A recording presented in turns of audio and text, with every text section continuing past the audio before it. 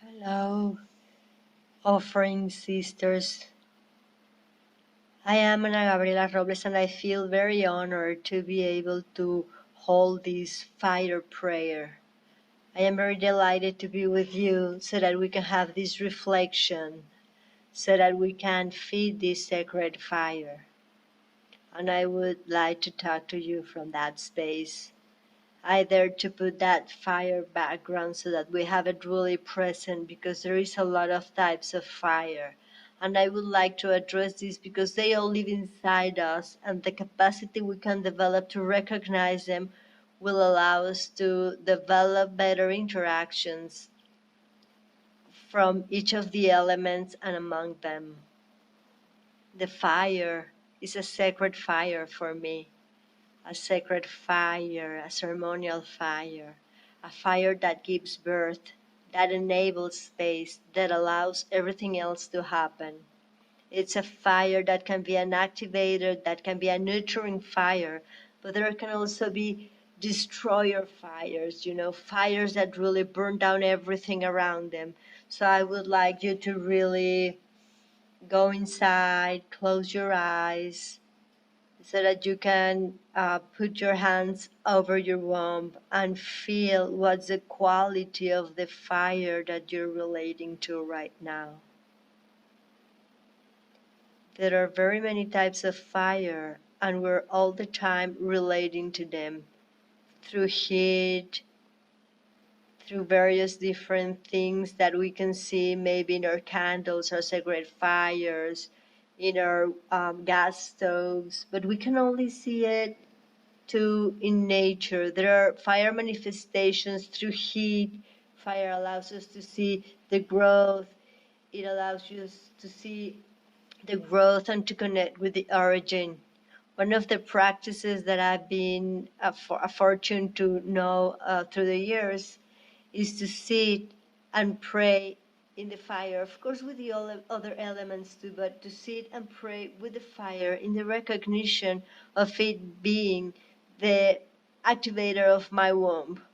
For me, the womb is a feminine space that all that's not existence, all that is in spirit can come to matter. It's a place of the conscious manifestation of our sons and daughters, but also of everything else that we want to materialize on earth.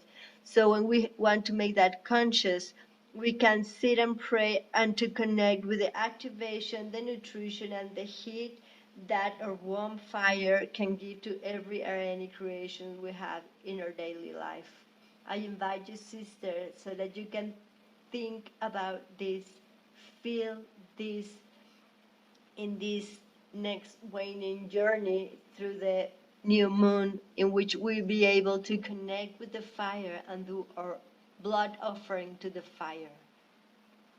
So feel how your warm fire is, what's its state of being, so that you can really recognize the fire that you want your womb to project, that you want your womb to reflect.